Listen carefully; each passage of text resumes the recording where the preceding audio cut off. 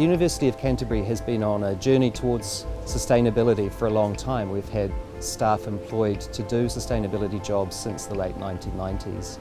And a lot of the work that we've done over that time has been on greening the campus itself. So, for example, improving our cycling infrastructure to make it as easy as possible for staff and students to get to and from campus using the most sustainable mode they can. We've spent a lot of time and effort restoring our waterways, got some amazing plantings going on around campus, improving native bird life. The University of Canterbury has two streams running through it, the Avon River and the Oakover Stream. Quite a few years ago, a group of students and staff got together and decided to do some restoration on Oakover Stream, which we're standing by here. Since that restoration work's been going on for about 15 years or more, a great deal of research has been done here, and we now use this as a teaching environment as well as an opportunity to restore and improve our natural heritage. Research has indicated that healthy waterways are an important part of green infrastructure, and in turn having green infrastructure in a city is crucial for the well-being of its residents. The Oakover Stream is a living laboratory, and our long-term vision is that it will be leading the way and showing how we can improve the health of our urban waterways. The University of Canterbury was the first and is still the only university in New Zealand to have signed up to the CMARS program, the Certified Emissions Measurement and Reduction Scheme. So we're committed to a year-on-year reduction in carbon emissions, and we're on track. One of the things that the university can do in terms of improving its sustainable performance is to not consume to begin with. So the first rule of sustainability for the building program is to actually make sure that we're using what we have to the best of our ability. Through the building program, we also redesign the types of spaces that we have at the university. We're improving our learning and our research facilities and making sure that we're providing a greater range of student spaces, from lounges through to cafes, through to library spaces and study spaces. We make sure that they are nice and flexible.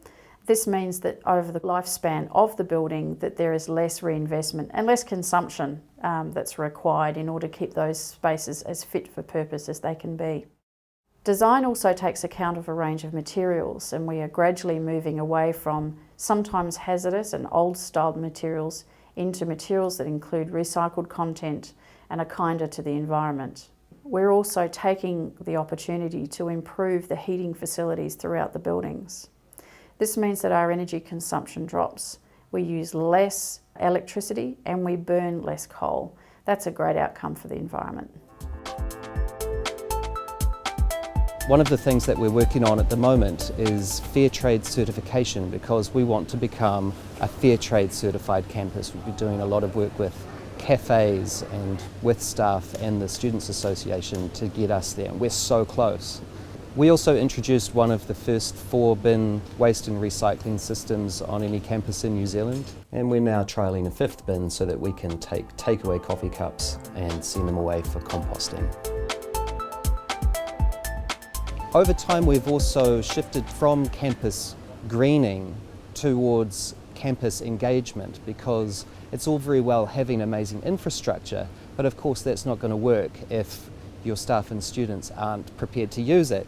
So we've developed a lot of programs like Eco My Flat, the competition for students to become the most eco-friendly flat, or Eco Office for our staff. DICSOC currently has about 180 members who all have in common that they enjoy the relaxing art of gardening here on campus. We have many international students, we have domestic students, we also have some staff and people from the wider community gardening with us here Friday afternoons. Here we grow all sorts of different fruit, vegetables and herbs. It's all organic, it's prey-free, it's obviously regionally grown, it's as fresh as it gets. In our working bees Friday afternoons, people just come along and work for an hour or a couple of hours. We share all the produce with our community gardeners here. We don't sell anything. Everyone who puts in some work gets to take home his or her share of the produce. Many of our members are actually now turning their balconies into a container garden, or if they have an overgrown spot in their backyard, trying to implement some of the principles we apply here at the garden also at home. There is this notion of an edible campus, where we have fruit trees growing all around campus. Our vision is to get all students on campus involved rather than staying here in the secret corner.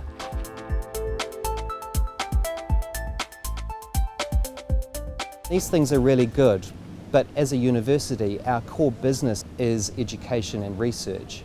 And the biggest opportunity we have for making a real change here is through our students and what they take with them from campus, from their learning experience here and out into the world. Sustainability and resilience is not taught in one department, it's taught across multiple departments. So in geography, where the department that I'm in, the majority of our courses probably include resilience and sustainability.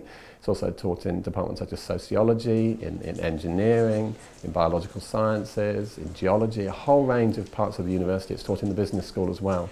And what we're trying to do now is say, look, it's actually taught in a number of courses by a number of people, and let's actually do it so the students can have some sort of qualification that acknowledges that they've looked at sustainability and resilience in their degree. We have students who are really interested in community engagement, so a lot of our courses increasingly are actually working with communities, so students are learning about some of the fundamentals of sustainability and resilience in their courses, and then they're going out and they're working with a community and end user on real world problems which actually address real world issues for local communities. Sustainability is owned by all of us, so we all need to work out what's our part in this picture, what can we do to make a difference. And I'd say this is the question really, what can you do to make a difference?